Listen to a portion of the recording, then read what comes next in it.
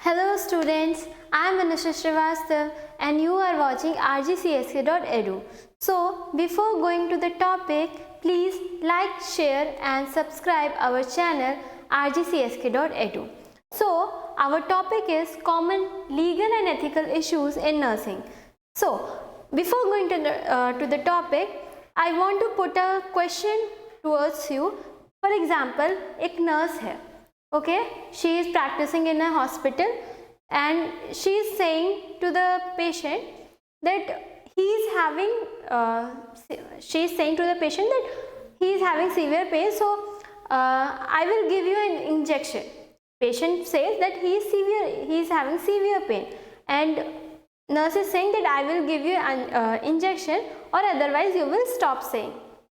So is it a good thing और it is a kind of assault? So इसका answer आपको video ख़त्म होने के बाद आपको कमेंट करना है कमेंट सेक्शन में. So let's start our topic common legal and ethical issues in nursing. Please next. So first of all the terminologies. So first terminology is felony. So felony is a serious crime that carries a penalty of imprisonment for more than 1 year or even death. Means it is a type of a crime or a statutory crime in which if person is doing the felony, he is going to get a severe imprisonment. मतलब jail हो सकती है और death imprisonment भी हो सकता है, death penalty भी हो सकती है with the money, payment of money. And next is misdemeanor. मिसडेमिनर एक टाइप का लेस सीरियस क्राइम है जिसमें डेथ और पेनाल्टी जो होगी, डेथ पेनाल्टी नहीं होगी बट ये 1 ईयर ऑफ इम्प्रिजनमेंट से कम इम्प्रिजनमेंट होगा. 1 साल से कम की सज़ा होगी जेल की और साथ ही साथ पेएबल फाइन देना पड़ेगा. Okay, next is libel. Libel refers to the written defamation of a person's character. Means libel क्या होता है कि एक फॉल्स स्टेटमेंट होता है जो कि रिटन फॉर्म में दिया जाता है किसी भी पर्सन, किसी भी नर्स को, ठीक है, या फिर किसी भी हेल्थ प्रोफेशनल्स को. So these are the terminologies which we are going to study. Next. So introduction. Safe nursing practice requires an understanding of the legal framework of healthcare. Recognizing the legal implications of nursing practice demands critical reasoning skills to protect both the patient right and the nurse from liability. जैसा कि हम सब जानते हैं कि हम as a nurse जब हम हॉस्पिटल में काम करते हैं तो हमारा सिचुएशन जो होता है वो ऑल टाइम सेम नहीं होता, राइट. ऑल टाइम सेम नहीं होने का मतलब ये है कि बहुत सारे पेशेंट्स हमें ऐसे मिलेंगे जो कि थोड़े आर्गुइंग नेचर के होंगे, थोड़े काम नेचर के भी पेशेंट्स मिलेंगे. तो समटाइम्स क्या होता है, सिनारियोज़ की वजह से कुछ प्रॉब्लम्स हो जाती है जिसके बारे में कभी कभी क्या होता है कि हमें फंसाया भी जा सकता है और कभी कभी हमें खुद के प्रोटेक्शन के लिए कुछ लीगल एंड एथिकल इश्यूज हमें जानने होने चाहिए. तो वो हम यहाँ पे डिस्कस करेंगे. उसके लिए एज अ नर्स हमें सारे जो लीगल लॉज हैं हमारे इंडिया में वो हमें पता होना चाहिए. साथ ही साथ हमें हमारे एथिक्स पता होने चाहिए ताकि हम पेशेंट को सेफ नर्सिंग प्रैक्टिस प्रोवाइड कर सकें, मतलब सेफ नर्सिंग स्टैंडर्ड्स दे सकें, हमारी नर्सिंग प्रैक्टिस भी क्वालिटी हो और सेफ हो. Okay, next. As innovations in patient care practices and new healthcare technologies emerge, the principles of negligence and malpractice liability are being applied to increasingly challenging situations. जैसा कि nursing profession day by day enhance कर रहा है तो साथ ही साथ new technologies भी आ रही है नर्सिंग में. तो नेग्लिजेंस और माल प्रैक्टिस का जो सिनारियो है वो धीरे धीरे बढ़ता जा रहा है, तो उसको कम करना है हमें. साथ ही साथ nurses should not fear the law but should instead approach nursing with the judgement and critical thinking skills necessary for safe and inform practice. Nurses को लॉज के अगेंस्ट से डरने की ज़रूरत नहीं है. क्यों? क्योंकि नर्सेज के लिए भी लॉज बनाए गए हैं, ठीक है. नर्सेज को सेफ करने के लिए, पेशेंट को सेफ प्रोटेक्ट करने के लिए दोनों तरीके के लॉज हमारे इंडिया में अवेलेबल हैं एंड कॉन्स्टिट्यूटेड हैं. सो एज अ नर्स हमें डरना नहीं है लॉज से, हमें अपना प्रैक्टिस अच्छे से करना है, साथ ही साथ पेशेंट के राइट्स को भी प्रोटेक्ट करना है. Next. Definition. According to Potter and Perry, ethics is the study of conduct and character. Potter and Perry एक बुक है जो ये कहती है कि जो एथिक्स है ये क्या है, स्टडी ऑफ कंडक्ट और कैरेक्टर है, means how one should behave. ठीक है, नर्सेस एज एन जब नर्सिंग प्रैक्टिस कर रहे होते हैं उन्हें कैसे बिहेव करना चाहिए, तो वो है एथिक्स.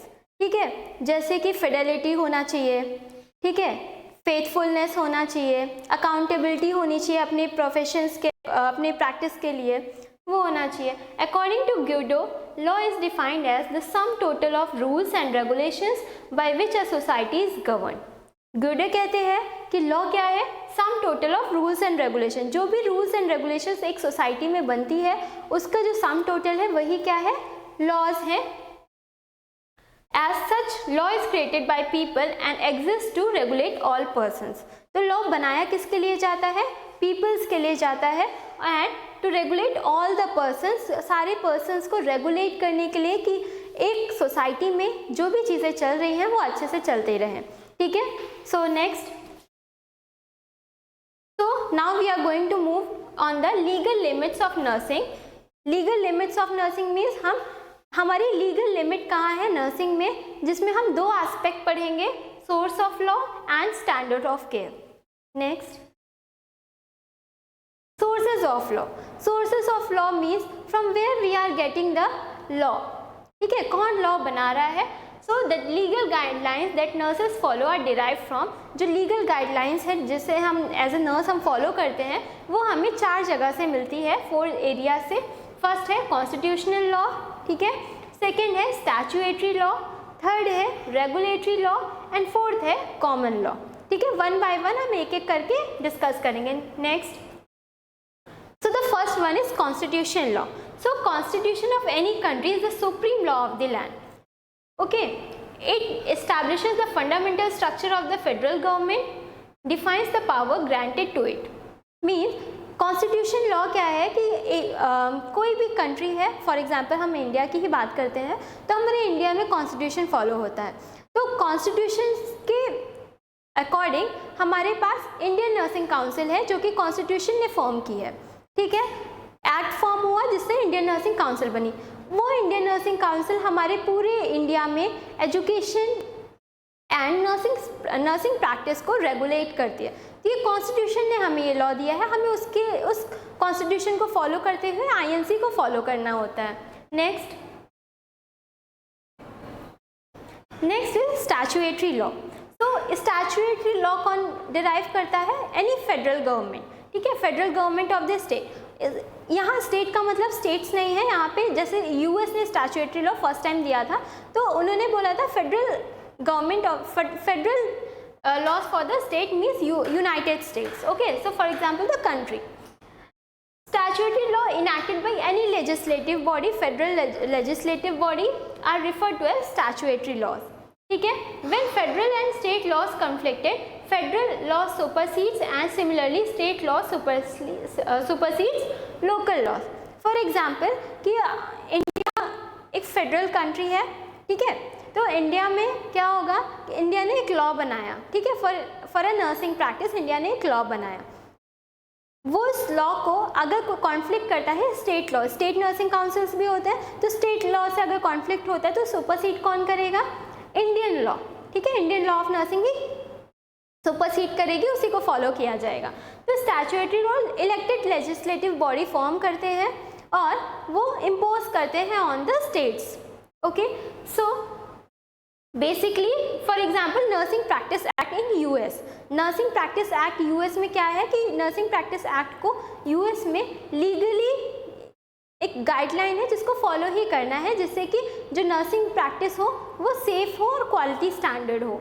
ओके, तो स्टैच्यूटरी लॉ जो होते हैं वो बेसिकली 2 टाइप्स के होते हैं. फर्स्ट है legal laws. Okay, legal laws means civil laws and second is criminal laws.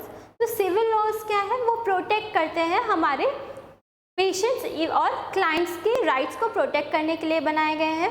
ठीक है, इसमें कोई भी पनिशेबल ऑफेंस नहीं होता है, पर यहाँ पे एक लीगल लॉज फॉर्म किया जाता है. And second is the criminal law. Criminal law ऐसे लॉज होते हैं जो कि प्रोटेक्ट करते हैं क्लाइंट को एज वेल एज प्रिवेंट करते हैं कोई भी अनइनफॉर्मल माल प्रैक्टिस को, नेग्लिजेंस को होता है तो उसे जाता है for the felony with the felony और मिस एंडेवर, जैसे कि अभी हमने इसमें पढ़ा था। Okay, next, so as you see, civil laws protect the rights of individual within society and ensure fair and equitable treatment when civil wrongs or violation occurs, right? And criminal laws are designated to protect society as a whole and establish punishment for crimes which are defined by municipal, state and federal legislations, right? Next, so the third one is regulatory law or administrative law. Okay, so regulatory law, also known as the administrative law, encompasses decisions made by administrative bodies such as state boards of nursing. Okay, when they establish rules and regulations. For instance, a key example of regulatory law is the requirement to report incompetent or unethical nursing conduct to the state board of nursing. तो regulatory law या administrative law basically deal कहाँ पे करता है? State board of nursing से deal करता है, ठीक है। State board of nursing regulatory law या एडमिनिस्ट्रेटिव लॉ फॉर्म करते हैं जो कि पूरे स्टेट को फॉलो करना होता है। फॉर एग्जाम्पल, जैसे कि स्टेट बोर्ड ऑफ नर्सिंग से फॉर एग्जाम्पल जैसे कि हम कह सकते हैं कि अगर कहीं पे कोई माल प्रैक्टिस हो रही है तो वहाँ के पर्सनल्स को क्या करना होता है? रिपोर्ट करना होता है स्टेट बोर्ड ऑफ नर्सिंग को कि यहाँ पे ये माल प्रैक्टिस हो रही है, यहाँ पे ये रूल्स एंड रेगुलेशन फॉलो नहीं हो रहे हैं, वो रिपोर्ट करना होता है। तो स्टेट बोर्ड ऑफ नर्सिंग की क्या करेगी? रूल्स एंड रेगुलेशन को रेगुलेट करती है in whole all over the state in the nursing professions. Okay, next, then the fourth one is common law. Common law arises from judicial decisions made in courts when individual legal cases are decided. तो common law क्या है? ये क्या है? Judicial area पे aspect पे form होता है जो कि जुडिशियल डिसीजंस लेते हैं जो कि कोर्ट में लिया जाता है, ठीक है। Examples of common law include inform consent, जो हम इन्फॉर्म कंसेंट देते हैं, जैसे कि for example when we are sending the patient for the operation, एक कंसेंट लिया जाता है कि अगर ऑपरेशन में कुछ भी मतलब हम खुद से जा रहे हैं ऑपरेशन में और ऐसा कुछ भी होता है तो उसमें डॉक्टर्स नर्सेस की रिस्पॉन्सिबिलिटी नहीं होगी, राइट। वो एक इन्फॉर्म कंसेंट लिया जाता है। हमें पहले ही हम पेशेंट को बता देते हैं कि आपको ये साइड इफ़ेक्ट्स हो सकते हैं, ये कॉम्प्लिकेशंस आ सकते हैं, तब पेशेंट क्या होगा? वो खुद से उस फॉर्म पे साइन करता है कि हाँ मुझे ये पता है कि मैं इस ऑपरेशन के लिए जा रहा हूँ, मुझे ये प्रॉब्लम्स हो सकती हैं, ये साइड इफ़ेक्ट्स आ सकते हैं, ये कॉम्प्लिकेशन हो सकता है और मैं स्वयं जिम्मेदार हूँ इस ऑपरेशन के लिए, right. The patient's right to refuse treatment, कभी कभी क्या होता है कि कुछ नर्सेस या डॉक्टर्स, इवन बेसिकली नर्सेस की हम यहाँ पे बात करेंगे क्योंकि हम नर्सिंग एथिक्स एंड लीगल नर्सिंग्स पढ़ रहे हैं, तो क्या होगा कि कभी कभी क्या होता है, नर्सेस क्या करती है, पेशेंट को डॉक्टर ने एडवाइस किया है मेडिसिन देना, ठीक है, या फिर चेस्ट फिजियोथेरेपी या पोस्टल ड्रेनेज डॉक्टर ने प्रोसीजर्स एडवाइस किया, पेशेंट रिफ्यूज़ कर रहा है कि मुझे अभी नहीं चाहिए, मुझे अभी नहीं कराना है, अभी नहीं करना है मुझे। तो यहाँ पे एज अ लीगल वे में हमें क्या करना चाहिए? यहाँ पे हमें पेशेंट से ज़बरदस्ती कोई भी प्रोसीजर नहीं करना चाहिए। पर कुछ कभी कभी क्या होता है, नर्सेस ज़बरदस्ती करती हैं, ठीक है, ज़बरदस्ती वो पर्टिकुलर इंजेक्शन पेशेंट को एडमिनिस्टर करती है या पर्टिकुलर प्रोसीजर करती है पेशेंट पर, तो वो क्या है? वो लीगल नहीं है, वो इलीगल है एंड इसके लिए उनको पनिशेबल ये एक पनिशेबल ऑफेंस है, इसके लिए उनको पनिश किया जा सकता है। Okay, and negligence and malpractice भी इंक्लूड किया जाता है कॉमन लॉ में। Next, so the second aspect, which is the standards of care. Okay, so standards of care are the legal requirement for nursing practice that define the minimum acceptable level of care. तो standard of care क्या है? एक legal requirement है कि इस legal requirement तक इतना care आपको देना है जो पेशेंट की बेसिक नीड्स को फुलफिल कर सके, right. These standards reflect the knowledge and skills typically possessed and used by nurses actively practicing in the profession. और उन स्टैंडर्ड्स को एज अ नर्सिंग प्रोफेशन हमें अपने नर्सिंग प्रैक्टिस में फॉलो करना है ताकि हम पेशेंट को best quality, at least minimum quality of care दे सके with the best skills and knowledge. The American nursing association ANA 2010 developed standards for nursing practice, policy statements and related resolution. तो जो हमारा अमेरिकन नर्सिंग एसोसिएशन है ANA 2010 में उन्होंने nursing practice को develop किया था, स्टैंडर्ड्स नर्सिंग प्रैक्टिस की केयर को डेवलप किया था और उन्होंने ये बताया था कि ये जो है मतलब कुछ केयर्स उन्होंने बताए थे जो कि स्टैंडर्ड्स हैं और उन्होंने पॉलिसी स्टेटमेंट्स दिए थे एंड रिजोल्यूशंस दिए थे कि कैसे हम अपनी केयर को और बेहतर बना सकते हैं, right. These standards outline the scope, function and role of nursing practice. और यही स्टैंडर्ड नर्सिंग के स्कोप को, रोल्स को एंड फंक्शन को रेगुलेट करते हैं, एक स्टैंडर्ड फॉर्म में रखते हैं। Nursing standards of care are describe in the nursing practice act, जो कि मैंने आपको पहले ही स्टैट्यूटरी लॉ में बताया था कि जो नर्सिंग स्टैंडर्ड्स ऑफ केयर हैं वो किसके द्वारा डिस्क्राइब किया गया था, नर्सिंग प्रैक्टिस एक्ट के द्वारा डिस्क्राइब किया जाता है यूएस में, यूनाइटेड स्टेट्स में of each state as well as in federal and state laws regulating hospitals and other health care institutions. They are also shaped by professional and specialty nursing organizations and by the policies and procedures established by the healthcare facility. तो जो standards of care है वो state board of nursing अपना regulate करता है, ठीक है, अपने फॉलो स्टैंडर्ड्स को सेंड करता है, बट साथ ही साथ जो हॉस्पिटल्स हैं, जितने भी हॉस्पिटल्स हैं उनके भी कुछ स्टैंडर्ड्स हैं, उन स्टैंडर्ड्स को भी एज अ नर्सिंग प्रोफेशनल्स हमें उन अपने हॉस्पिटल के स्टैंडर्ड्स को फॉलो करना है, हमें स्टेट बोर्ड ऑफ नर्सिंग के स्टैंडर्ड्स को फॉलो करना है and as a nursing practice acts को भी की जो लीगल गाइडलाइंस है उनको भी हमें फॉलो करना है. Next, for example if a patient receives a burn from the application of warm compress, जैसे कि अगर पेशेंट को क्या हो रहा है, हमने पेशेंट को प्रोसीजर दिया वार्म कंप्रेस का जिसमें पेशेंट को बर्न हो गया, ठीक है. Negligence is determined by evaluating whether the nurse followed the correct procedure for applying the cold warm compress. यहाँ देखिए, जब भी हम कोई प्रोसीजर करते हैं तो हमें क्या करना होता है, पेशेंट को लेस हार्म देना होता है, ठीक है, हार्म नहीं होना चाहिए प्रोसीजर को, और अगर हम इन्वेसिव प्रोसीजर कर रहे हैं तो हमें लीस्ट हार्म देना चाहिए. बट अगर हम एज अ नर्स, अगर जो नर्स है वो पेशेंट को वार्म कंप्रेस दे रही है और पेशेंट को बर्न हो जाता है, इट मीन्स दैट जो नर्स है वो पेशेंट को वार्म कंप्रेस जो लीगल लिमिट है उससे ज़्यादा टाइम ड्यूरेशन तक दिया, इस वजह से बर्न हो गया, या फिर वार्म कंप्रेस में जो वाटर था वो एक्सेसिव हॉट था, टेम्परेचर से ज़्यादा, जो टेम्परेचर स्टैंडर्ड होना चाहिए उससे ज़्यादा हॉट वार्म वाटर था जिसकी वजह से पेशेंट को बर्न हो गया. इट मीन्स नर्स ने वाटर के टेम्परेचर को चेक नहीं किया प्रॉपरली, इस वजह से यहाँ पे क्या देखने को मिल रहा है, नेग्लिजियंस, मतलब नर्स ने ध्यान नहीं दिया, अपनी रिस्पॉन्सिबिलिटी को फुलफिल नहीं किया, ठीक है. Standards of care is one key element that must be proven in the tort of nursing negligence और माल प्रैक्टिस. जब भी कभी भी कोई केस आता है जैसे नर्सिंग नेग्लिजियंस का या माल प्रैक्टिस का, तो हमें वहाँ पे रिजोल्यूशन वो केस कैसे करते हैं, by the standards of care. जो स्टैंडर्ड्स है केयर की अगर वो फॉलो हो रहा है, इट मीन्स नर्स ने नेग्लिजियंस नहीं किया है. बट अगर स्टैंडर्ड्स ऑफ केयर नर्स नहीं फॉलो कर पाती है, वो लीगल गाइडलाइन को नहीं फॉलो कर पा रही है, इट मीन्स वहाँ पे क्या हुआ है, नेग्लिजियंस हुआ है या माल प्रैक्टिस हुआ है. Nursing Practice Acts define the scope of nursing practice, distinguishing it from medical practice and establishing education and licensure requirements for nurses.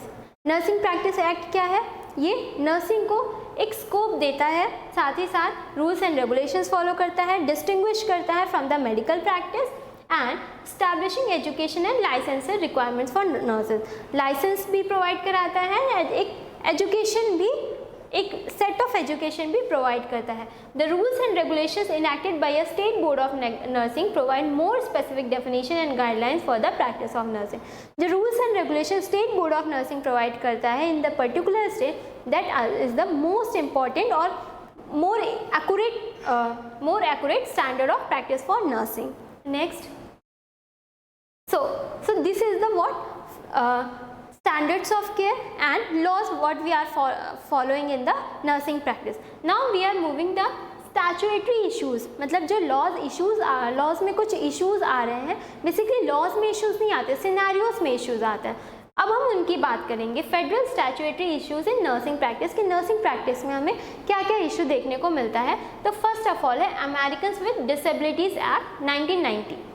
ये एक्ट 1990 में आया था, अमेरिकन विद डिसेबिलिटीज एक्ट। क्या हुआ था कि जैसे कि मान लीजिए किसी को डिसेबिलिटी हुई है, राइट, फॉर एग्जाम्पल कि हम एज अ नर्स एक सिनेरियो मानते हैं, हम हॉस्पिटल में हैं, एज अ नर्स हम वहाँ पे प्रैक्टिस कर रहे हैं और एक HIV का पेशेंट आता है, ठीक है। तो यूजुअली कभी कभी क्या होता है, कुछ कुछ हॉस्पिटल्स में लोग रिफ्यूज़ करते हैं HIV पेशेंट के पास जाने से। क्यों? क्योंकि वो एक कम्युनिकेबल डिजीज़ है, ब्लड से ट्रांसमिट हो जाएगी।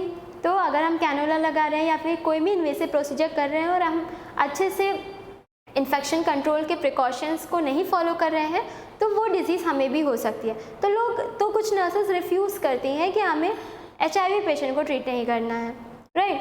पर क्या ये सही है? नहीं। तो अमेरिकन विद डिसेबिलिटीज़ एक्ट ने यही स्टेट किया था अपने एक्ट में कि जो हमारे मतलब बेसिकली अमेरिकन स्टेट है, तो अमेरिकन कंट्री में कि जो हेल्थ केयर हॉस्पिटल्स हैं वो अगर कोई भी पेशेंट डिसेबल आता है तो उन्हें क्या करना है, उनको इक्वल ट्रीटमेंट देना है, equal standard of care provide करना है। वो रिफ्यूज़ नहीं कर सकते पेशेंट को केयर प्रोवाइड करने में, right. And the second is emergency medical treatment and labour act. Emergency medical treatment and labour act ये कहता है कि जब भी कोई पेशेंट हमारे पास आता है तो हमें उसे क्या करना है, अप्रोप्रिएट स्क्रीनिंग देनी है, इनिशियल स्क्रीनिंग देनी है। इनिशियल स्क्रीनिंग मतलब इनिशियल डायग्नोस्टिक इवैल्यूएशंस करना है और फर्स्ट एड केयर प्रोवाइड करना है। कभी कभी क्या होता है, कुछ हॉस्पिटल्स क्या करते हैं, अगर पेशेंट आया है, इमरजेंसी कंडीशन है, बट पेशेंट के पास पैसे नहीं हैं या सम अदर इश्यूज़ है, हमारे पास डॉक्टर्स अवेलेबल नहीं है, नर्स स्टाफ शॉर्टेज है, ऐसा कुछ भी सीन है, तो वहाँ पे हॉस्पिटल क्या करता है, रिफ्यूज़ कर देता है कि आप जाइए डिस्ट्रिक्ट हॉस्पिटल या अदर हॉस्पिटल में लेके जाइए, but it is not right. Okay, so emergency medical treatment and labour act क्या कहता है, जब भी कोई इमरजेंसी कंडीशन में अगर पेशेंट आता है हमारे पास तो हमें उसे first aid and initial diagnostic screening हमें प्रोवाइड करानी है, right. Next is mental health parity act 1996। Mental health parity act ये कहता है कि जैसे हम बाकी मेडिकल डिसऑर्डर्स एंड इलनेस को हम इंश्योरेंस प्रोवाइड करते हैं, सेम एज हमें मेंटल इलनेस को भी इंश्योरेंस प्रोवाइड करना है with some legal guidelines. Next, advance directives. Advance directives are the terms which are given for the patient who are going to be ill, like ill in the chronic illness term में, जैसे कि मान लीजिए कोई patient है जिसको कोई chronic disease है, फॉर एग्जांपल कैंसर है, अब वो अभी स्टेज फर्स्ट में है, उसे ये पता चल गया है कि उसे कैंसर है, तो उसको ये भी पता है कि मे बी फ्यूचर में वो कुछ प्रोसीजर्स के लिए डिसीजंस ना ले पाए, तो वो क्या करते हैं, वहाँ पे अपने लिविंग विल्स भी देते हैं। लिविंग विल्स मतलब उनकी जो भी प्रॉपर्टीज़ एंड ऑल है वो किसके नाम होनी है वो प्रोवाइड करते, वो रिटर्न में देते हैं लीगल के अकॉर्डिंग। एंड वो एडवांस डायरेक्टिव्स भी देते हैं कि फ्यूचर में अगर वो कोई भी डिसीज़न नहीं ले पा रहे हैं तो उनकी जगह पे उनके लिए डिसीज़न कौन लेगा, ठीक है। तो वो ये भी कंफर्म करते हैं, वो हमारे एडवांस डायरेक्टिव्स में आता है। Uniform anatomical gift act. Uniform anatomical gift act एक ऐसा एक्ट है जिसमें more than 18 years of age, मतलब 18 ईयर्स ऑफ एज अगर कोई चाइल्ड या फिर कोई पर्सन हो गया है, उसके बाद वो organ donation by self choice कर सकता है, ठीक है। तो ये एक्ट यही कहता है कि आप ऑर्गन डोनेशन कर सकते हैं अगर आप 18 ईयर्स ऑफ एज के ऊपर हैं। Next, health insurance portability and accountability act which came into force in 1996, जिसको हम शॉर्ट फॉर्म में हिप्पा भी बोलते हैं। तो हिप्पा एक ऐसा एक्ट है जो ये कहता है, ये बेसिकली नर्सिंग एम्प्लॉयज़ के लिए है, राइट, नर्सिंग प्रोफेशनल्स के लिए है। जैसे कि नर्सिंग प्रोफेशन में स्विचिंग बहुत ज़्यादा देखने को मिलती है, स्विचिंग ऑफ द जॉब, कि हम आज इस हॉस्पिटल में जॉब कर रहे हैं, 2 ईयर्स आफ्टर हम नेक्स्ट हॉस्पिटल में जॉब करने जाते हैं। तो यूजुअली जब भी हम नर्सिंग प्रोफेशन में जाते हैं तो वहाँ पे हमारा एज ए एम्प्लॉय हम वहाँ पे वर्क करते हैं तो हमें हेल्थ इंश्योरेंस भी मिलता है, right.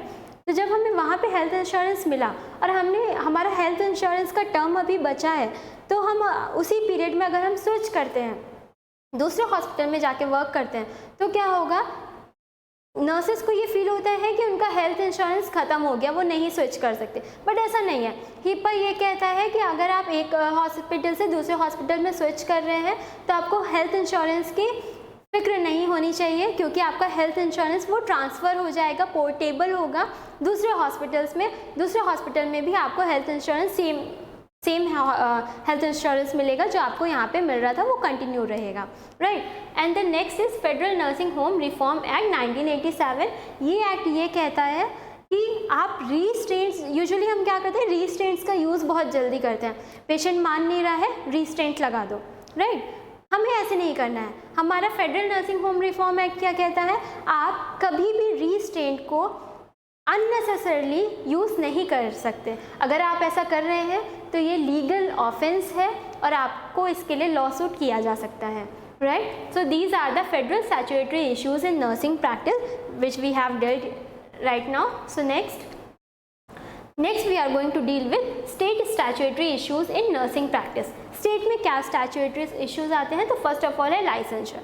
So as we all know that after completing our educational courses like BSc, NM, GNM, we are all going to be RN or RN. RN and RN क्या है, registered nurse और registered midwife. तो ये registered nurse और registered midwife क्या है, license है to work as a nursing professional, right, to work in a hospital, to work in a educational institute. ये हमारा लाइसेंस है जो कि हमें कौन प्रोवाइड करता है, state board of nursing, right. And second is Good Samaritan laws which came into force in 1997. Here Samaritan means charitable act or helpful act, मतलब कि आप किसी के लिए हेल्प कर रहे हैं, ठीक है। गुड समैरिटन एक्ट ये कहता है कि जैसे कि मान लीजिए रोड ट्रैफिक एक्सीडेंट हुआ, ठीक है, वहाँ पे कोई पेशेंट रोड ट्रैफिक एक्सीडेंट हुआ और किसी पर्सन को बहुत ज़्यादा बुरी तरीके से चोट लगी है, ठीक है। तो यूजुअली लोग क्या करते हैं, वहाँ से साइड से बाइक निकाल के हट जाते हैं, बिकॉज अगर वहाँ पे वो केयर देने जाएंगे या फिर पेशेंट की हेल्प करने जाएंगे तो क्या होता है, वहाँ पे उन पे भी ऐसा क्वेश्चन मार्क आ जाता है कि मे बी उन्होंने बाइक को वो किया हो, ठीक है, तो वो सब आता है। पर गुड समैरिटन लॉ एक्ट क्या करता है, ये नर्सेस को एक पावर देता है कि कोई भी ऐसा एक्सीडेंट हो, कोई भी ऐसा इमरजेंसी सिचुएशन हो, तो आप वहाँ पे हेल्प करने जाएं, आप पे कोई भी ऐसा क्वेश्चन मार्क नहीं आएगा, ठीक है। ये एक्ट ये कहता है। नेक्स्ट है public health laws. Public health laws public के लिए, नर्सिंग प्रोफेशनल्स के लिए ये प्रोटेक्ट करता है राइट्स ऑफ द इंडिविजुअल को and the uniform determination of death act. तो uniform determination of death act means कि ये एक ऐसा एक्ट है जो ये कहता है कि डेथ जो होती है वो दो टाइप से डिटरमाइन की जा सकती है। First cardiopulmonary death, okay, and second is whole brain death. Cardiopulmonary death मतलब होता है कि irreversible damage of cardiac and pulmonary function. मतलब जो कार्डियोपल्मोनरी डेथ स्टैंडर्ड ये कहता है कि अगर कोई पेशेंट कार्डियक और पल्मोनरी फंक्शंस उसके इरिवर्सिबल हो गया, मतलब वापस नहीं आ रहे हैं, इट मीन्स क्या हो रहा है कि उसको हम कार्डियोपल्मोनरी स्टैंडर्ड से हम उसको डेथ डिक्लेयर कर रहे हैं, ठीक है। पल्मोनरी एंड कार्डियक फंक्शंस का रीस्टोर ना होना मतलब कि पल्स नहीं मिल रही है मोर देन 5 मिनट्स, ठीक है, हम CPR देते हैं फॉर 5 to 6 और 10 मिनट्स हम CPR देते हैं, किस लिए, ताकि हम रिवाइव कर सके पेशेंट को। अगर पेशेंट रिवाइव नहीं हो पा रहा है, इट मीन्स क्या हो गया है, कार्डियोपल्मोनरी डेथ स्टैंडर्ड से पेशेंट को हम डेथ डिक्लेयर करते हैं। And the second standard is whole brain death. अगर पेशेंट का होल ब्रेन डेथ हो गया है, रिवर्सिबल हो गया है उसके functions with the brain stem के फंक्शंस भी नहीं आ रहे, तो हम पेशेंट को क्या कहेंगे, होल ब्रेन डेथ स्टैंडर्ड से पेशेंट को डेथ डिक्लेयर कर देंगे, right. Fifth one is autopsy, where we have to do the autopsy of the patient, जिसके हम लीगल गाइडलाइंस को हमें फॉलो करना है। And sixth one is physician assisted suicide. Basically nowadays it is banned in India, but before the days it was very common. मतलब कुछ cases में क्या होता था, क्रोनिक केसेस में जब end of the life disease होती है, end of the life care देते हैं, वहाँ पे पेशेंट को फॉर एग्जांपल अगर पेशेंट को कैंसर है और पेशेंट के पास 1 मंथ है केवल, ठीक है, ऐसे टाइम पे क्या होता था, पेशेंट खुद से बोलता था कि मुझसे अब और पेन नहीं सह सकते हैं, हम और पेन नहीं सह सकते हैं, तो प्लीज़ हमें आप मुक्त कर दें। ठीक है, तो मुक्त कर दें इन द सेंस प्लीज़ आप हमें कोई इंजेक्शन दे दें जिससे कि हम मर जाए। तो वहाँ पे हम एज अ फिजिशियन पेशेंट की इतनी पेनफुल कंडीशन को देखते हुए पेशेंट के कंसेंट से फिजिशियंस क्या करते थे, पेशेंट को इंजेक्शंस देते थे जिससे कि पेशेंट की डेथ हो जाती थी। ठीक है, पर ये अभी नहीं है, ये पहले के टाइम पे होता था, अभी ये बैंड है। Next, civil and common law issues in nursing practice. तो civil and common law issues क्या आते हैं नर्सिंग प्रैक्टिस में, जिन्हें हमें जुडिशियल एस्पेक्ट से देखना होता है। So first of all is tort. Tort is a civil wrong. Tort क्या है, एक सिविल रॉन्ग है कमिटेड अगेंस्ट अ पर्सन और प्रॉपर्टी। अगर आप किसी पर्सन या फिर प्रॉपर्टी के अगेंस्ट कुछ सिविल रॉन्ग करते हैं, कुछ गलत करते हैं, तो उसको हम टॉर्ट कहते हैं। Torts are classified as, 3 type में हम टॉर्ट्स को क्लासिफाई कर सकते हैं। इंटेंशनल, आपने जानबूझ के किया। क्वासी इंटेंशनल, में भी आप जानबूझ के किए या आपसे अनजाने में हुआ। एंड थर्ड इज अनइंटेंशनल, जिसमें आपको पता ही नहीं कि आपने किया पर वो चीज़ हो गई। राइट, तो first is intentional torts. Intentional torts क्या है कि आपने जानबूझ के किया, आपको पता था कि इस पर्टिकुलर ड्रग से पेशेंट को हार्म होगा, पर आपने क्या किया, उस पर्टिकुलर ड्रग को पेशेंट को दिया। या फिर आपको पता था कि पेशेंट को आप ऐसे बोलेंगे तो पेशेंट को हर्ट होगा, पर आपने फिर भी पेशेंट को कुछ कमेंट्स पास किए जो कि पेशेंट को असॉल्ट फील हुआ। राइट, तो a willful act that violate another person's rights such as assault, battery and false imprisonment. Right, assault क्या होता है, असॉल्ट एक ऐसी टॉर्ट है जिसमें क्या होता है, आप वर्बल एब्यूज़ करते हैं। ठीक है, फिजिकल टच नहीं होता है, जस्ट वर्बल एब्यूज़ होता है। वर्बल एब्यूज़ जैसे कि मैंने स्टार्टिंग में आपसे एक क्वेश्चन पूछा था कि अगर पेशेंट को हम एज अ नर्स अगर हम पेशेंट को ये बोलते हैं कि चुप रहो, बहुत, पेशेंट बोलेगा बहुत दर्द हो रहा है, हम बोलेंगे क्या कि चुप रहो, अगर ज़्यादा बोलोगे, ज़्यादा चिल्लाओगे, ज़्यादा कहोगे तो हम आपको इंजेक्शन दे देंगे। ठीक है, तो यहाँ पे हमने अब्यूज़ किया नहीं, अब्यूज़ नहीं किया, पर हाँ ये असॉल्ट में आएगा। क्यों, क्योंकि हम पेशेंट को धमका रहे हैं, डरा रहे हैं, पेशेंट को फियर फील करा रहे हैं। ठीक है, नेक्स्ट इज बैटरी। बैटरी, अगर हम पेशेंट को टच करते हैं, battery is a type of assault in which we are including the touch also. अगर हम पेशेंट को रॉन्ग टच देते हैं, ठीक है, तो वो बैटरी टॉर्ट में आता है। And third is false imprisonment. अगर फॉल्स इम्प्रिजनमेंट हो रहा है, जानबूझ के किसी को जेल में भेजा जा रहा है, तो वहाँ पे ये फॉल्स इम्प्रिजनमेंट टॉर्ट आता है।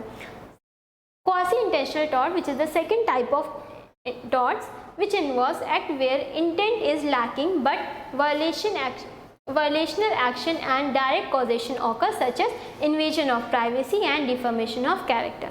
quasi intentional tort में क्या होता है कि हम खुद से नहीं कर रहे हैं, ठीक है, इंटेंट इज लैकिंग, हम जानबूझ के नहीं किया, हमारी कोई एक ऐसी मंशा नहीं थी कि हम पेशेंट को हार्म करना है, पर गलती से हमने एक्शन वायलेट कर दिया, कुछ रूल्स एंड रेगुलेशन को गलती से किया, पर हमने जानबूझ के नहीं किया। राइट, तो वो क्वासी इंटेंशनल में आते हैं, जैसे कि इन्वेजन ऑफ प्राइवेसी, मतलब वहाँ पे कोई प्राइवेट प्रोसीजर्स चल रहे थे और आपने क्या किया, गलती से वहाँ पे आप चले गए। ठीक है, तो वो किस में आएगा, क्वासी इंटेंशनल टॉर्ट में आएगा। डिफॉर्मेशन ऑफ कैरेक्टर, आपको नहीं पता कि आपने गलती से कुछ आपने देखा, ठीक है, किसी को कुछ कोई नर्स जो है वो मेडिसिन दे रही है पेशेंट को, आपने गलती से मिसअंडरस्टैंड कर लिया कि वो गलत मेडिसिन दे रही है और आपने पूरे हॉस्पिटल में ये अफवाह फैला दी कि ये पर्टिकुलर नर्स क्या कर रही है, ये रॉन्ग मेडिसिन दी है इस पर्टिकुलर पेशेंट को। तो ये क्या हो गया, डिफॉर्मेशन ऑफ कैरेक्टर, आपने उसके कैरेक्टर पे क्वेश्चन मार्क किया कि वो गलत काम कर रही है। Right, and the third one is unintentional tort, जिसमें आपकी कोई भी इंटेंशन नहीं थी पर आपने से हो गया, इंक्लूड एक्ट्स ऑफ नेग्लिजेंस और माल प्रैक्टिस। ठीक है, अनइंटेंशनल टॉर्ट में क्या होता है, माल प्रैक्टिस आता है और नेग्लिजियंस आता है। नेग्लिजियंस जैसे कि कोई मेडिसिन देनी है, ठीक है, आपने ध्यान नहीं दिया, आपने मेडिसिन दे दी, पर वो आपको पता नहीं था कि इससे पहले भी जो नर्स थी वो मेडिसिन दे चुकी थी। जैसे शिफ्ट्स चलती हैं, right, morning evening general shift, तो मॉर्निंग वाली नर्स ने 2 बजे की शिफ्ट, मतलब 2 बजे का जो डोज था वो दे दिया और उसने आपको दिया नहीं, रिव्यू नहीं दिया कि उसने क्या क्या प्रोसीजर्स किए हैं, और आपने देखा फाइल में वहाँ पे कुछ था नहीं, आपने जाके दे दिया मेडिसिन, ठीक है, तो ये अनइंटेंशनल टॉट है, आपको नहीं पता था कि आपने ये दोबारा दे रहे हैं पेशेंट को, बट आपसे हुआ ये गलती, ठीक है, तो ये अनइंटेंशनल टॉट में आएगा। नेक्स्ट इंटेंशनल टॉट, we have already deal about the assault. Assault क्या होता है? any action that places a person in fear or apprehension of harmful or offensive contact without consent, consent यहाँ पे नहीं होता है, no actual physical contact is necessary। assault में जैसा कि मैंने बताया कोई भी actual physical contact नहीं होता है, ये बस verbal offense होता है जो कि हम पेशेंट को देते हैं। Battery, battery is any intentional touching without consent, आप किसी को टच कर रहे हैं विदाउट कंसेंट, तो ये क्या किस में आएगा? बैटरी में आएगा। जैसे कि हमने देखा था कि बैटरी में किसी को आप ऐसे अनइंटेंशनल टच कर रहे हैं, जिससे कि मतलब इंटेंशनल टच कर रहे हैं जिससे कि पेशेंट को हार्म हो रहा है, पेशेंट को कंफर्टेबल फील नहीं हो रहा है, इससे कि पेशेंट की पर्सनल डिग्निटी हार्म होती है, right. Next is false imprisonment. False imprisonment occurs when a person is unjustifiable restrained without legal authority। मतलब पेशेंट को आप, जैसे कि हमने अभी देखा था सोशल रिफॉर्म नर्सिंग एक्ट में कि हम पेशेंट को अननेसेसरी रिस्ट्रेंट नहीं यूज़ कर सकते, राइट, तो वो कहाँ पे आता है? False imprisonment. अगर हम ऐसा करते हैं तो हमें फॉल्स इम्प्रिजनमेंट टॉर्ट के तहत ऑफेंसिव लीगल सूट किया जा सकता है, right. Next quasi intentional tort, invasion of privacy. We have already dealt about कि अगर हम किसी पेशेंट की right to privacy and right to freedom में अगर हम इन्वेट करते हैं, अगर हम डिस्ट्रॉय करते हैं, जैसे कि कोई प्रोसीजर हो रहा है और हम वहाँ गलती से चले गए, जिससे कि पेशेंट अनकंफर्टेबल होता है, पेशेंट की डिग्निटी को हार्म होता है, तो वो एक लॉ सूट हो सकता है। एंड डिफामेशन ऑफ कैरेक्टर, अगर जैसे कि मान लीजिए for example if a nurse falsely tells that the patient has gonorrhea and this disclosure affects the patient business, the nurse could be liable for slander. Libel refers to the written defamation of character. Slander means occurs when the false statements are spoken about someone. For example, patient आया था हमारे पास, ठीक है, defamation of character है यहाँ पे जिसमें हम डील कर रहे हैं कि पेशेंट आया हमारे पास एज अ नर्स, हमने पेशेंट के टेस्ट किया फॉर STDs, ठीक है, अभी श्योर नहीं है कि पेशेंट को STD है या नहीं है, राइट, और अगर श्योर है भी तो भी हमें पेशेंट की STD डिजीज़ हमें खुद से किसी को नहीं बतानी है।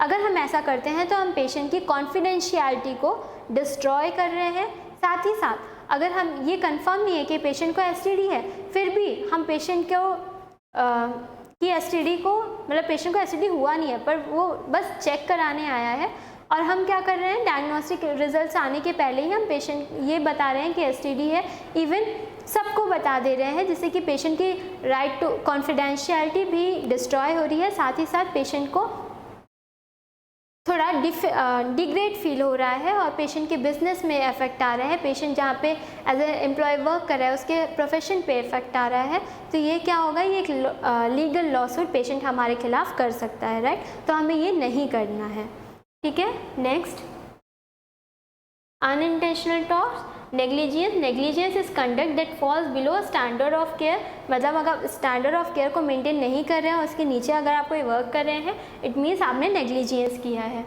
The law establishes this standard to protect others from unreasonably great risk of harm. ये लॉ इसलिए इस्टेब्लिश किया गया है जिससे कि पेशेंट को कोई भी अनरीजनेबल तरीके का हार्म ना हो। Malpractice, malpractice is a type of negligence. Malpractice क्या है, टाइप है नेग्लिजियंस का, often refer to as professional negligence, मतलब माल प्रैक्टिस को हम प्रोफेशनल नेग्लिजियंस भी कह सकते हैं। When nursing care of falls below the established standard of care, nursing mall practice occurs. Certain criteria are necessary to establish nursing malpractice. तो कुछ criterias हैं जो कि नर्सिंग माल प्रैक्टिस को बता दिए कि अगर ये क्राइटेरिया फॉलो है, it means nursing malpractice हुई है।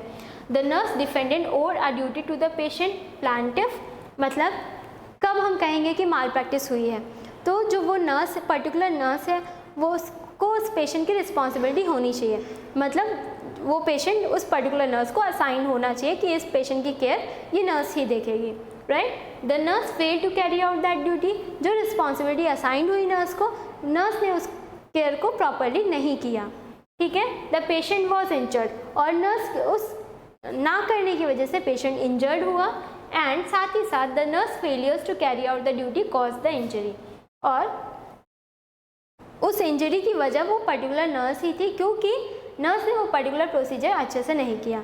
तो यहाँ पे हम क्या कहेंगे कि माल प्रैक्टिस हुआ। अगर मान लीजिए एक ऐसा सिनेरियो होता है कि जहाँ पे नर्स अवेलेबल थी, वहाँ पे 2 नर्सेज हैं वहाँ पे, ठीक है, पर्टिकुलर वार्ड है जहाँ पे एक पेशेंट है राम नाम का और नर्सेज है सीता एंड प्रिया, ठीक है, 2 नर्सेज हैं वहाँ पे। अभी प्रिया को असाइन था वो पर्टिकुलर पेशेंट, ठीक है, राम सीता को असाइन था, बट सीता ने क्या किया, सीता को HOD ने बुला लिया या फिर हेड ऑफ द नर्स ने बुला लिया और सीता ने अपनी रिस्पॉन्सिबिलिटी प्रिया को दे के नहीं गई, ठीक है। तो प्रिया ने अपने जितने भी रिस्पॉन्सिबल वर्क्स थे, प्रिया ने अपने सारे वर्क्स अच्छे से किए और अपनी ड्यूटी ख़त्म होते ही प्रिया चली गई। सीता जब वापस आई तो उसने पेशेंट को, राम को मेडिसिन देना था और सीता ने नहीं दिया, ठीक है। तो इस केस में क्या हुआ, क्या प्रिया भी माल प्रैक्टिस के अंदर लॉ सूट की जा सकती है? नहीं। क्यों? क्योंकि सीता ने कुछ भी हैंडओवर नहीं दिया था प्रिया को, इस वजह से सिर्फ सीता ही माल प्रैक्टिस के अंदर आएगी क्योंकि पेशेंट राम सीता को असाइन था और सीता ने अपना रिस्पॉन्सिबल वर्क प्रॉपर टाइमली नहीं किया। Okay, next consent. कंसेंट मतलब हम खुद से लिख के दे रहे हैं कि हाँ हम स्वीकृति कर रहे हैं, ठीक है। Assigned consent form is required for all routine treatment. जितने भी रूटीन ट्रीटमेंट होते हैं उनके लिए एक साइंड कंसेंट फॉर्म होना ज़रूरी होता है। Hazardous procedures like surgery, certain treatments, programs such as chemotherapy and research involving patient, ठीक है। कोई भी जैसे कि कीमोथेरेपी चल रहा है, इन्वेसिव प्रोसीजर्स है, रूटीन प्रोसीजर्स है, उन सभी के लिए क्या होना चाहिए, एक साइंड कंसेंट होना चाहिए। अगर साइंड कंसेंट नहीं है तो ये जिम्मेदारी किस पे आएगी, लॉ सूट किस पे किया जा सकता है, नर्सेज एंड डॉक्टर्स को, ठीक है। Inform consent is a person's agreement to allow something to happen. मतलब इन्फॉर्म कंसेंट क्या होता है, consent of a patient's agreement, person's agreement. मतलब जो पेशेंट है वो खुद से एग्री कर रहा है, और कब एग्री कर रहा है, जब हम उसको इन्फॉर्म कर रहे हैं कि ये सर्जरी में आपको जाना है, क्यों आप इस सर्जरी आपको क्यों ज़रूरी है वो हम पेशेंट को बताते हैं, पेशेंट को कॉम्प्लिकेशंस बताते हैं कि सर्जरी में ये कॉम्प्लिकेशन आ सकते हैं। उसके बाद पेशेंट क्या करेगा, एग्रीमेंट देगा कि हाँ मुझे ये सर्जरी चाहिए, ठीक है। तो उस चीज़ को हम क्या कहते हैं, इन्फॉर्म कंसेंट। उस रिटन पेपर को हम क्या कहेंगे, इन्फॉर्म कंसेंट, जिसमें पेशेंट की साइन भी होती है, सच एज सर्जरी और invasive diagnostic procedure based on a full disclosure of the risk benefits alternative, कि इसके इस सर्जरी से के अलावा भी और क्या क्या अल्टरनेटिव है हमारे पास, पर बेस्ट पॉसिबल अल्टरनेटिव जो होता है एज अ डॉक्टर और नर्स हम वही प्रिस्क्राइब करते हैं पेशेंट को, right. And consequences of refusal, कि अगर आप रिफ्यूज़ करते हैं, कि आप ये सर्जरी रिफ्यूज़ कर रहे हैं तो आपको ये कॉन्सिक्वेंसेज देखने को मिल सकते हैं। तो सारी जानकारी के बाद ही पेशेंट हमें क्या देता है, इन्फॉर्म कंसेंट पे साइन करता है, right. Next, nursing students. Nursing students usually क्या होता है कि जो नर्सिंग स्टूडेंट्स जब उनकी क्लिनिकल पोस्टिंग लगती है, राइट, जैसे आप लोगों की भी क्लिनिकल पोस्टिंग लगती होगी, तो वैसे ही हमारे जो नर्सिंग स्टूडेंट्स हैं, आप भी हैं, जब आप क्लिनिकल पोस्टिंग पे जाते हैं वहाँ पे अगर आपसे कोई गलती होती है तो आपको कैसे करना है, राइट। तो nursing students are liable if their action cause harm to patient. अगर नर्सिंग स्टूडेंट से कुछ भी पेशेंट को हार्म होता है तो नर्सिंग स्टूडेंट्स आर लायबल होते हैं, नर्सिंग स्टूडेंट्स रिस्पॉन्सिबल होते हैं। If a student harms a patient as a direct result of their actions or inactions, the student, instructor, hospital or health care facility and the university or educational institution generally share the liability for the incorrect action. मतलब सिर्फ student ही नहीं, अगर nursing student से कुछ भी ऐसा harm होता है जो कि पेशेंट को हार्म हुआ है, उससे नर्सिंग स्टूडेंट जो है, जो इंस्ट्रक्टर्स उनको सुपरवाइज कर रहे हैं, इंस्ट्रक्ट कर रहे हैं, वो पर्टिकुलर हॉस्पिटल, सभी लॉसूट के अगेंस्ट आते हैं, right. Nursing students should never be assign task for which they are unprepared. जिसके लिए इन्हीं चीज़ों को प्रिवेंट करने के लिए हमें नर्सिंग स्टूडेंट्स को कभी भी ऐसा टास्क नहीं देना चाहिए जिस चीज़ के लिए वो प्रिपेयर नहीं है, मतलब जो उनको स्किल्स हम नहीं सिखाएं बट स्टिल हम उनको दे रहे हैं वो पर्टिकुलर वर्क करने के लिए, तो हमें ऐसा नहीं करना चाहिए, right. And instructors should closely supervise them as they learn new skills. और इंस्ट्रक्टर्स को क्लोजली सुपरवाइज करना चाहिए जब वो न्यू स्किल सीख रहे हो, और उसके बाद उनको असिस्ट करना चाहिए, उसके बाद ही जो नर्सिंग स्टूडेंट्स हैं वो पर्टिकुलर प्रोसीजर परफॉर्म कर सकते हैं on the patient. Next, malpractice insurance. Malpractice or professional liability insurance is a contract between the nurse and the insurance company. जो malpractice insurance है या professional liability insurance, ये एक कॉन्ट्रैक्ट होता है नर्सेस और इंश्योरेंस कंपनी के बीच में। This insurance provides a defense when a nurse is involved in a lawsuit related to professional negligence or medical malpractice. ये इंश्योरेंस कब यूज़ किया जा सकता है? तब जब नर्स को as a lawsuit against nurse पे लॉसूट किया गया हो, किसके लिए? प्रोफेशनल नेग्लिजेंस या माल प्रैक्टिस के लिए। As a part of the insurance contract, the insurance company covers any judgment और settlement of the case as well as the attorney fees for the nurses representation. तो जो भी अटॉर्नी फीस होती है या फिर सेटलमेंट होता है या एनी जजमेंट होता है, उसमें जो भी फीस लगती है वो कौन देगा? हमारा malpractice insurance, right. Nurses employed by the health care institutions are typically covered by insurance provided by the institution and do not need to purchase supplemental insurance unless they plan to practice outside the employing institution. तो जब भी nurse किसी institution में practice करती है तो ये जो माल प्रैक्टिस इंश्योरेंस होता है वो हॉस्पिटल ही प्रोवाइड करता है तब तक जब तक वो कहीं बाहर जाके कोई अदर इंस्टीट्यूट में वर्क नहीं कर रही हैं। Next, abandonment and assignment issues. There are some of the abandonment या फिर assignment issues, मतलब कि staff shorting, right? So first of all, short staffing. जैसे कि कोई हॉस्पिटल है, यूजुअली आईसीयू में क्या होता है? रेशियो होता है पेशेंट्स का 1:1 या 1:3 depending on the hospital, teaching hospital है या नॉन टीचिंग हॉस्पिटल है। तो अगर हम वो पर्टिकुलर रेशियो नहीं मेंटेन कर पा रहे हैं तो हम पेशेंट को क्वालिटी केयर प्रोवाइड नहीं कर पाएंगे, राइट? तो ये एक इशू आता है हॉस्पिटल्स में। फ्लोटिंग मीन्स कि नर्सेस जो होती है, शॉर्ट स्टाफिंग की वजह से हम नर्सेस को फ्लोट करते रहते हैं मतलब वार्ड टू वार्ड चेंज करते रहते हैं। फॉर एग्जांपल कि जैसे कि एक नर्स है सीता जो कि वार्ड में 1 मंथ और 6 मंथ्स वर्क कर रही है। She knows all about the ward, right, all the procedures of the ward, मतलब सारे प्रोसीजर्स उसको वार्ड के पता है, सारे असाइनमेंट्स पता है, how to work. But due to short staffing और आईसीयू में नर्सेस की नीड हुई और सीता को आईसीयू में सेंड कर दिया गया, राइट।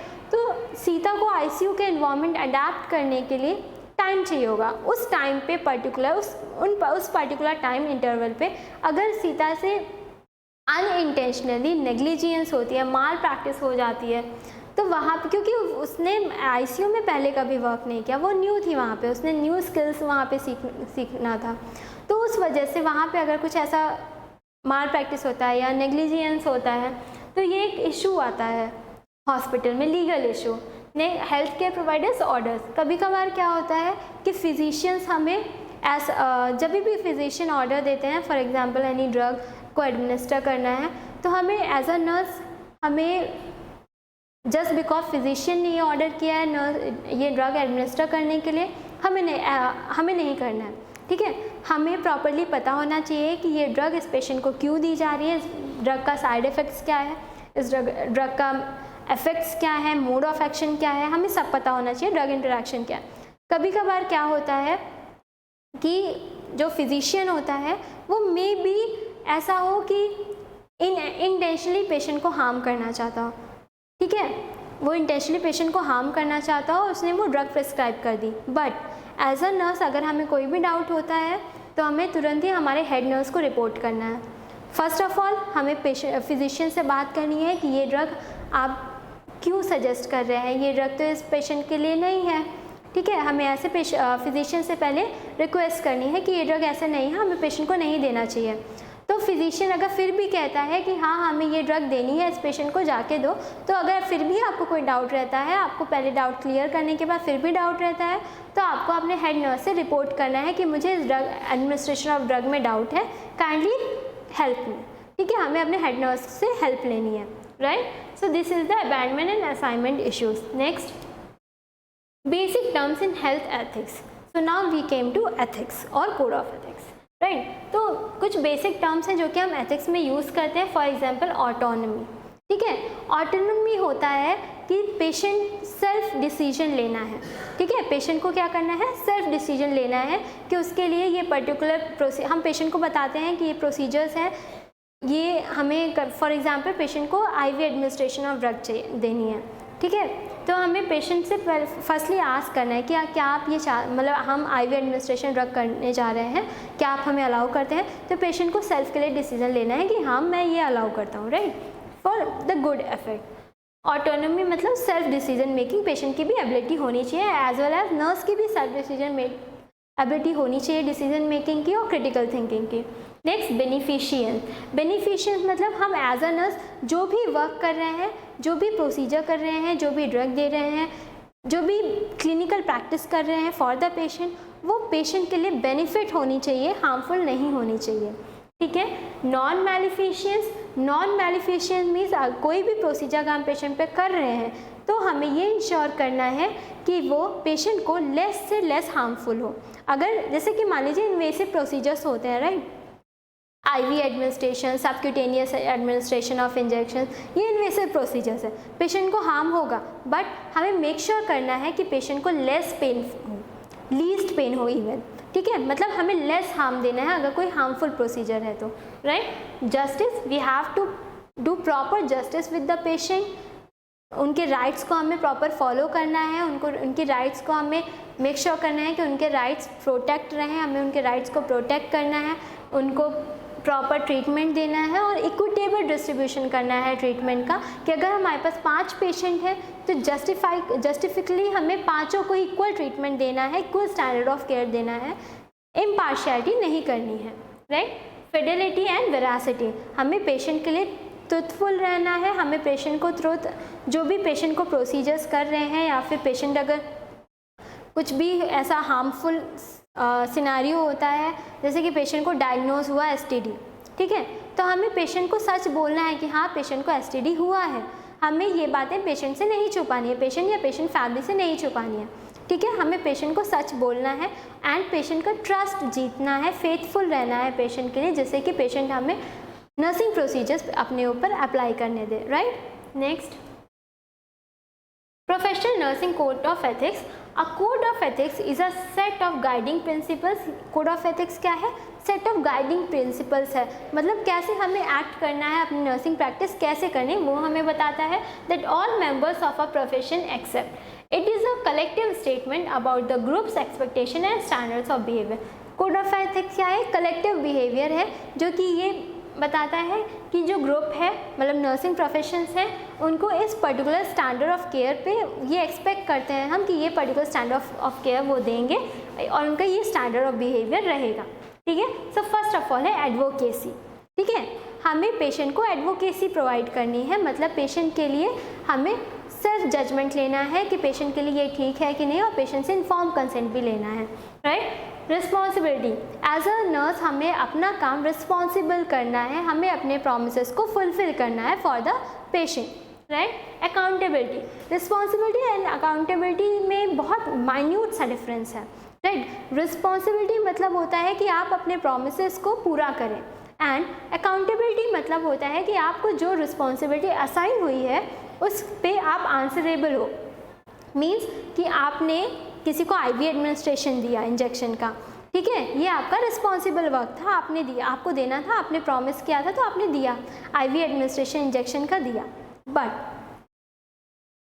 वहाँ पे जब आपने आईवी इंजेक्शन दिया, ठीक है, ड्रग का, वहाँ पे फ्लेबाइटिस हो गया, ठीक है, या स्वेलिंग हो गई, ठीक है, तो आप ही अकाउंटेबल होंगे कि वहाँ पे आपने वो मिस्टेकनली, गलती से आपने इंजेक्शन सही से नहीं दिया, जिसकी वजह से वहाँ पे फ्लेबाइटिस हो गया, ठीक है, तो ये आपको अकाउंटेबल होना है। एंड कॉन्फिडेंशियलिटी, कॉन्फिडेंशियलिटी मीन्स जो भी पेशेंट की डायग्नोसिस है, पेशेंट जो भी आपसे फेथफुली बता रहा है, आपको वो कॉन्फिडेंशियल रखना है, आपको ये चीज़ें किसी से शेयर नहीं करनी है, ठीक है। फॉर एग्जांपल आपने बहुत मूवीज़ में भी देखा होगा कि जब भी कोई भी बाहर के पर्सन्स आते हैं और किसी पर्टिकुलर पेशेंट के बारे में इंफॉर्मेशन कलेक्ट करते हैं अदर देन पुलिस ऑफिसर, हम किसी को भी पेशेंट के बारे में कोई भी इंफॉर्मेशन, पेशेंट का एड्रेस, पेशेंट की डायग्नोसिस हम नहीं बताते हैं। तो ये किसके अंदर आता है? कॉन्फिडेंशियलिटी के अंदर, कि हमें पेशेंट की कॉन्फिडेंशियलिटी को मेंटेन करके रखना है। Next, ANA code of ethics. ANA ने भी अपने कोड ऑफ एथिक्स दिए हैं जो कि 7 स्टेटमेंट्स हैं।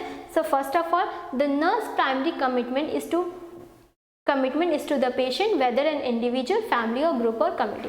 तो नर्स का जो प्राइमरी कमिटमेंट है, प्राइमरी रिस्पॉन्सिबिलिटी, वो क्या है? वो पेशेंट है, पेशेंट की केयर है, फैमिली है, ग्रुप है या फिर कम्युनिटी है, right. Second, the nurse promotes और advocates for and strive to protect the health, safety and rights of the patient. Nurse को क्या करना है? प्रमोट करना है पेशेंट की हेल्थ को, साथ ही साथ एडवोकेट करना है और पेशेंट के राइट्स को प्रोटेक्ट करना है। Third, the nurse is responsible and accountable for individual nursing practice. Nurse responsible है एंड अकाउंटेबल है जो वो नर्सिंग प्रैक्टिस पेशेंट के ऊपर कर रही है, and determines the appropriate delegation of task consistent with the nurse's obligation to provide optimum patient care. And determine करना है प्रॉपर डेलीगेशन ऑफ टास्क को और पेशेंट को ऑप्टिमम केयर प्रोवाइड करानी है। The nurse owes the same duties to self as to others. जो भी duties nurse patient के लिए कर रही है वो सेम ड्यूटीज खुद के लिए भी उसको करना है, जैसे कि खुद की राइट्स को भी प्रोटेक्ट करना है। पेशेंट के नर्सेज का सिर्फ पेशेंट के राइट्स को प्रोटेक्ट करना रिस्पॉन्सिबिलिटी नहीं है, खुद के राइट्स को भी प्रोटेक्ट करना है ताकि वो किसी भी माल प्रैक्टिस, किसी भी नेग्लिजेंस, किसी भी फॉल्स लॉ सूट के अगेंस्ट ना आ जाए, right. Including the responsibility to preserve integrity and safety, maintain competence and continue personal and professional growth. अपने भी पर्सनल एंड प्रोफेशनल ग्रोथ को भी देखना है नर्सेज को। Next, the nurse participate in establishing, maintaining and improving healthcare environments and conditions of employment that are conducive to providing quality healthcare and consistent with the values of the profession through individual and collective action. Nurses को practice करना है, establish करना है, maintain करना है, improve करना है, जो भी वो environment and conditions को employ करना है, adopt करना है और वहाँ पे अपनी best possibility care को provide करना है। The nurse participates in the advancement of the profession through contribution to practice, education and administration and knowledge and development. Nurses को professional advancement, professional growth को भी देखते हुए participate करना है in any knowledge, in any seminar और continuing nursing education में, जिससे कि उनकी professional growth साथ ही साथ nursing profession की भी growth हो सके। Last, the nurse collaborates with the other health professionals and the public in promoting community, national and international efforts to meet health needs. तो नर्सेज को क्या सिर्फ हॉस्पिटल या फिर सिर्फ कम्युनिटी में अपना काम करना है? नहीं, उन्हें अदर हेल्थ केयर मेंबर्स से भी या फिर अदर प्रोफेशनल से भी कोऑर्डिनेट करना है, जिससे कि पेशेंट और कम्युनिटी की जो हेल्थ है वो हम कलेक्टिवली प्रमोट कर सके। नेक्स्ट, की steps in the resolution of any ethical dilemma. For example, अगर आपके पास कोई एथिकल डिलेमा आया है तो आपको कैसे उस एथिकल डिलेमा को रेजोल्यूशन करना है। फॉर एग्जाम्पल, एक केस देते हैं यहाँ पे कि एक ओल्ड लेडी है जो 40 एज की है, ठीक है। ओल्ड लेडी है 40 एज की, जब वो पहली बार आई थी तब वो 40 एज की थी, ठीक है। तो वहाँ पे उसको क्रोनिक स्टेज ऑफ कैंसर था। उस टाइम पे उसने अपना एडवांस डायरेक्टिव की बात की थी कि वो अपना एडवांस डायरेक्टिव देना चाहती है, but at that time physician was not there, तो वो जो बात थी वो वहीं पे रह गई। अगेन वो जो ओल्ड लेडी थी वो 70 एज पे दोबारा आई हमारे हॉस्पिटल में। तो हमने क्या किया, वहाँ पे जब वो आई तो वो जो फिजिशियन था वो उस टाइम पे था वहाँ पे। तो अब यहाँ पे एथिकल डिलेमा ये आता है कि अब यहाँ पे ओल्ड लेडी जो है वो खुद की डिसीज़न लेने की कैपेसिटी नहीं रख रही है, वो डिनाई कर रही है कि मुझे नहीं चाहिए ये प्रोसीजर्स, राइट। फैमिली को समझा रहे हैं, फैमिली भी नहीं समझ रही है, वो ओल्ड लेडी भी नहीं समझ रही, जबकि वो ओल्ड लेडी जब 40 इयर्स में आई थी अपने, तो उन्होंने एडवांस डायरेक्टिव्स के लिए बात की थी। तो यहाँ पे ये एथिकल डिलेमा आता है कि अब हम एडवांस डायरेक्टिव्स के लिए आगे बढ़ें या फिर ना बढ़ें, मतलब एडवांस डायरेक्टिव्स के लिए पेशेंट की फैमिली को एज अ डिसीजन मेकिंग रखें या फिर ना रखें। तो यहाँ पे हम देखते हैं कि ये हम एथिकल डिलेमा को कैसे रेजोल्यूट करते हैं। तो first of all ask the question, हमें फर्स्ट ऑफ ऑल क्या करना है, क्वेश्चन रेज करना है। Is this an ethical dilemma, अगर क्या ये एथिकल डिलेमा है? If a review of scientific data does not resolve the question, if the question is perplexing and if the answer will have relevance for areas of human concern, and ethical dilemma probably exist. First of all हमें पूछना है क्या ये सच में ethical dilemma है? हमें reviews check करने हैं, हमें जर्नल्स पढ़ने होंगे क्वेश्चंस रिजॉल्व करने के लिए कि सच में ये एथिकल डिलेमा है या नहीं है। Second, we have to gather the information which are relevant to that case. ठीक है, हमें इंफॉर्मेशन गैदर करनी है डिफरेंट बुक्स से, डिफरेंट पर्सन से, क्या ये सच में, अगर ये सच में एथिकल डिलेमा है तो पहले इसको कैसे रिजॉल्व किया गया था। Step third, clarify values, distinguish among facts, opinion and values. तो थर्ड स्टेप पे हमें क्या करना है, हमने इंफॉर्मेशन गैदर कर लिया कि कैसे कैसे ये केस को डील किया जा सकता है। अब हम यहाँ पे अपने वैल्यूज़ डिटरमाइन करेंगे कि हमारे क्या वैल्यूज़ हैं, ठीक है, और इस केस को हम कैसे डील कर सकते हैं। Next Step 4, verbalize the problem. A clear, simple statement of the dilemma is not always easy, okay, but it helps to ensure effectiveness in the final plan and facilitate discussion. Step 4 में हमें क्या करना है, verbalise करना है problem को patient के सामने और पेशेंट की फैमिली के साथ डिस्कस करना है। ठीक है। Step 5, identify possible courses of action. Identify करना है, ढूंढना है कि हमें क्या क्या कोर्सेज ऑफ एक्शन हम कर सकते हैं। ठीक है। Step 6, negotiate a plan. हमने बहुत सारे प्लान्स ढूंढ लिए, अल्टरनेटिव्स ढूंढ लिए। अब हम क्या करेंगे, पेशेंट की फैमिली और पेशेंट को अपने कंसल्ट के लिए बुलाएंगे और उनसे नेगोशिएट करेंगे, बातें करेंगे कि ये प्लान हमने किया है और ये हम फॉलो करने जा रहे हैं। Negotiation requires confidence in the one's own point of view and deep respect for the opinions of others. Step 7, evaluate the plan over time. तो जो मैंने अभी केस दिया था वो ओल्ड लेडी का, वो यहाँ पे ऐसे रिजॉल्व होगा कि फर्स्ट ऑफ ऑल हम क्या करेंगे, पेशेंट से मतलब एक क्वेश्चन रखेंगे अपनी टीम मेंबर्स के सामने कि क्या ये एथिकल डिलेमा है। अगर एथिकल डिलेमा है तो हम इंफॉर्मेशन गैदर करेंगे, सारे टीम मेंबर्स इंफॉर्मेशन गैदर करेंगे अबाउट दैट पर्टिकुलर केस। ठीक है। उसके बाद हम क्या करेंगे, जब हमने इंफॉर्मेशन गैदर कर ली उसके बाद हम पेशेंट ये सोचेंगे कि वैल्यूज़ कहाँ पे एग्जिस्ट करेंगे, क्या ये सही तरीका है किसी केस को सॉल्व करने का। ठीक है। फिर हम क्या करेंगे, आपस में वर्बलाइज करेंगे कि ये प्रॉब्लम थी। ठीक है। फिर हम क्या करेंगे, सजेशंस लेंगे कि इसके लिए हम ओल्ड लेडी को कैसे मनाएं कि वो डिसीजन मेकिंग दे। ठीक है। तो उसके बाद हम फिर ओल्ड लेडी को अपने पास बुलाएंगे कंसल्ट करने के लिए। डॉक्टर कंसल्ट करेगा ओल्ड लेडी से, नर्सेस कंसल्ट करेंगे कि आप जब आई थी तो आपने हमसे ये बोला था। अभी नेगोशिएशन करेंगे कि अगर आप हमें एडवांस डायरेक्टिव्स, अगर आप डिसीजन मेकिंग, अगर आपको फ्यूचर में कुछ ऐसा होता है जिससे आप डिसीजन मेकिंग की एबिलिटी नहीं रख पाती हैं तो आपको वहाँ पे प्रोसीजर्स आपके वहाँ पे विथहोल्ड कर लिए जाएंगे। तो आपको कुछ ना कुछ अभी आपको रिजोल्यूशन देना होगा, तो आपको ये करना है, आपको अपने फैमिली में किसी को एडवांस डायरेक्टिव के लिए किसी को चूज़ करना होगा। तो यहाँ पे अब जो ओल्ड लेडी है उसको हम बहुत समझाने के बाद ओल्ड लेडी मान जाती है कि वो अपने फैमिली में अपने यंगर चाइल्ड को क्या कर रही है, एज एडवांस डायरेक्टिव चूज़ कर रही है। तो जो भी डिसीजंस अब उसका यंगर चाइल्ड उसके हेल्थ के लिए लेगा वो वही फॉलो करना है हॉस्पिटल पॉलिसी के according and hospital professionals, health care professionals को। ठीक है। तो यहाँ पे अब हम इवैल्यूएट करेंगे, हमने कोर्स ऑफ एक्शन कर लिया, नेगोशिएशन कर लिया, ओल्ड लेडी मान गई। अब टर्म टू टर्म हम क्या करेंगे, इवैल्यूएट करेंगे कि जो हमने एथिकल डिलेमा रिजॉल्व किया था क्या ये प्रॉब्लम सॉर्ट आउट हुई है with the time. Okay. So next, तो issues in health care ethics. तो क्या क्या हेल्थ केयर एथिक्स में क्या क्या इश्यूज आते हैं। First of all quality of life. बहुत बार हम क्वालिटी ऑफ लाइफ को क्या करते हैं, इग्नोर कर देते हैं। हम पेशेंट को प्रॉपर क्वालिटी ऑफ केयर नहीं प्रोवाइड करते हैं, हम हेल्थ प्रमोशन में नहीं इन्वॉल्व होते क्योंकि नर्सेस का जो शेड्यूल है बहुत बिजी होता है, राइट। तो नर्सेस में भी नेग्लिजेंटली क्या करते हैं, नहीं क्वालिटी ऑफ लाइफ प्रोवाइड कर पाते हैं, तो वो हमें इंश्योर करना है। Genetic screening. जेनेटिक स्क्रीनिंग एक बहुत मेजर टॉपिक था इंडिया में कुछ सालों पहले, अभी ये उतना प्रॉब्लमेटिक नहीं है क्योंकि अब ज़्यादा जेनेटिक स्क्रीनिंग पे लॉस काफ़ी बन गए हैं। ठीक है। Care at the end of life. Care at the end of life इसलिए प्रॉब्लमेटिक है क्योंकि at the end of the life patient बहुत ज़्यादा पेनफुल में होता है, राइट। जैसे किसी को अगर क्रोनिक कैंसर, मतलब किसी को कैंसर है या कोई अदर क्रोनिक डिजीज़ है, उस टाइम पे जब एंड ऑफ लाइफ केयर हम देते हैं, उस टाइम पे नर्सेस के लिए एज वेल एज पेशेंट के लिए, दोनों के लिए ये बहुत पेनफुल सिचुएशन होता है, राइट। तो वो एक प्रॉब्लमेटिक इशू है। Next, access to care.